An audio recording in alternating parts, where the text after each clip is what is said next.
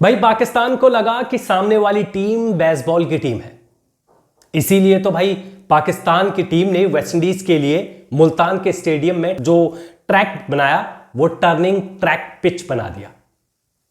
लेकिन पाकिस्तान को नहीं पता था कि भाई जो पिच हम वेस्टइंडीज के लिए बना रहे हैं उसी पिच पर हमें वेस्टइंडीज वाले धो देंगे, यानी कि उसी पिच पर हमें फंसा देंगे। यानी कि जो गड्ढा हम वेस्टइंडीज के लिए खोद रहे हैं उसी गड्ढे में हम खुद गिर जाएंगे, यह पाकिस्तान को नहीं पता था। इसीलिए तो वेस्टइंडीज ने 34 साल के बाद पाकिस्तान में घुसकर पाकिस्तान के खिलाफ यह 5वीं जीत हासिल करी है पाकिस्तान में, और 120 रनों से पाकिस्तान को पाकिस्तान में हरा दिया। जी हां, इस पूरे वीडियो में बात करेंगे कि भाई कैसे दो स्पिनर पूरे पाकिस्तान पर भारी पड़ गए, और बात करेंगे कि 1990 के बाद कितने मैच जीती थी वेस्टइंडीज पाकिस्तान के खिलाफ, और यह जीत क्यों खास है वेस्टइंडीज के लिए, इस पर भी बात करेंगे।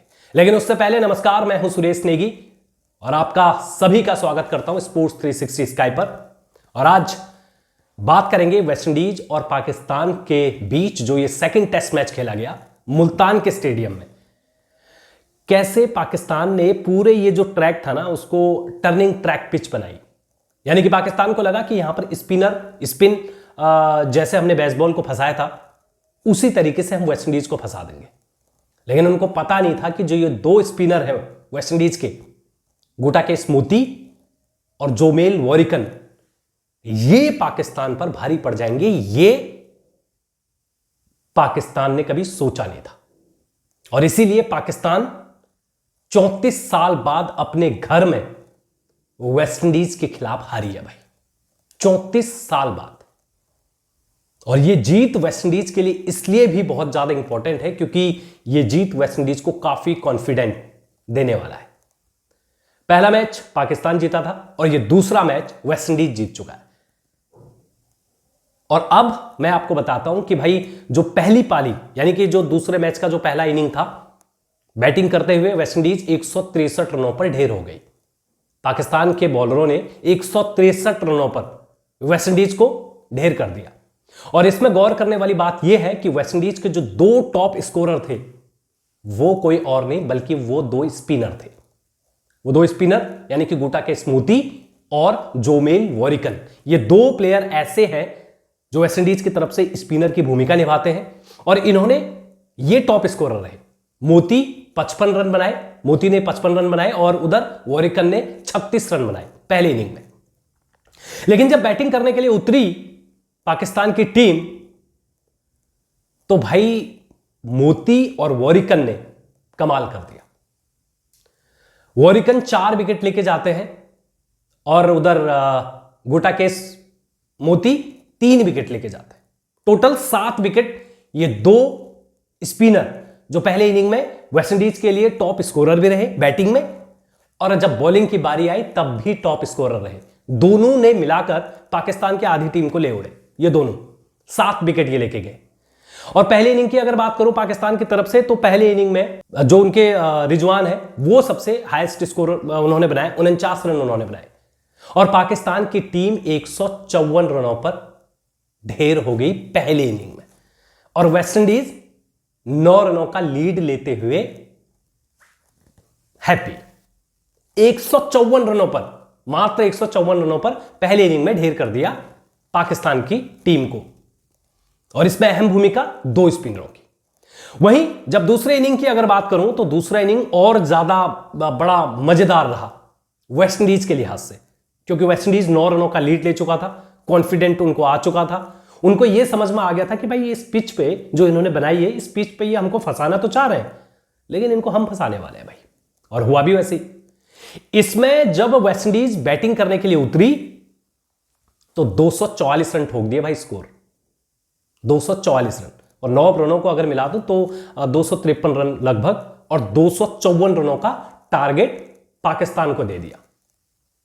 और दूसरे इनिंग में जो वेस्टइंडीज के कप्तान हैं उन्होंने 50 भी लगाई। और दूसरे इनिंग में ये जो दो स्पिनर थे इनकी क्या भूमिका रही भाई बैटिंग में? 18-18 रन मोती और वॉरिकन, इन दोनों ने 18-18 रन भी जोड़े। लेकिन जब बैटिंग की बारी यानी कि जब बॉलिंग की बारी आई तो पाकिस्तान एक बार फिर से फिसड्डी नजर आई भाई। अपने ही पिच को नहीं समझ पा रही थी। जो ट्रैक उन्होंने वेस्टइंडीज के लिए तैयार किया था उस ट्रैक को वो खुद नहीं समझ पा रहे थे कि भाई इसमें बैटिंग कैसे करना चाहिए। इसमें टॉप स्कोरर कौन रहे? बाबर। 31 या 32 रन उन्होंने बनाए। इससे आप अंदाजा लगा सकते हो सेकेंड इनिंग में क्या हाल रहा होगा पूरे पाकिस्तान का। तो मैं पूरे आंकड़ों पर तो नहीं जाऊंगा, लेकिन हाईएस्ट स्कोर आपको सेकेंड इनिंग का बता दूं कि बाबर का 31 या 32 रन था भाई। इससे नीचे ही थे सारे। और गौर करने वाली बात यह है कि यहां भी गुटाकेस मोती और जोमेल वॉरिकन, ये आधी टीम को यहां भी पाकिस्तान के लिए डूबी। और यहां तो वॉरिकन ने अपना पंजा खोल लिया भाई, 5 विकेट लेके गए वो। और वही अगर बात करूं गुटाकेस मोती की तो वो 3 विकेट लिए, 2 विकेट लिए, सॉरी 7 विकेट इसमें भी ले गए। और इस दूसरे टेस्ट मैच में गुटाकेस मोती और उधर जोमेल वॉरिकन की अगर बात करूं तो ये 14 विकेट लेके गए इस पूरे मतलब सेकंड मैच में।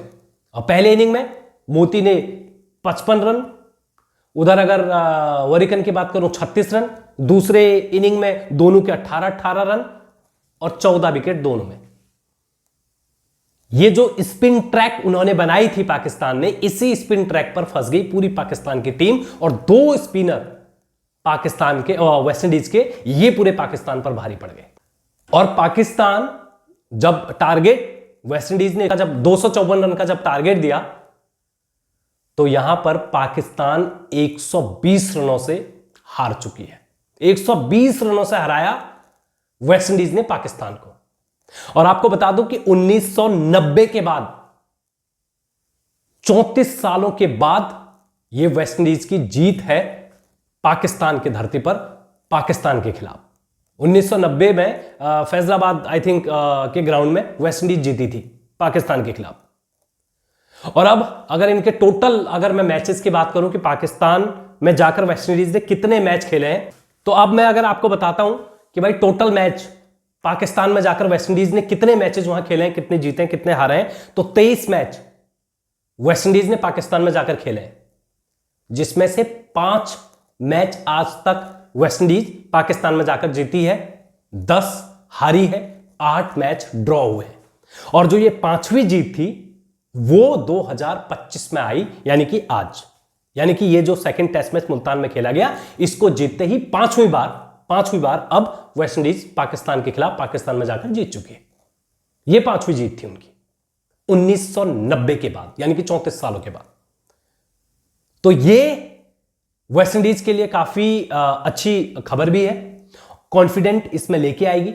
अगर WTC के लिहाज से अगर इस पूरे टूर्नामेंट को देखता हूं तो फिर पाकिस्तान ने WTC के लिहाज से सबसे लास्ट में फिनिश किया है और सेकंड लास्ट वेस्टइंडीज है भाई। इस मैच को जीतते हैं, कम से कम सेकंड लास्ट तो है, पाकिस्तान एकदम लास्ट।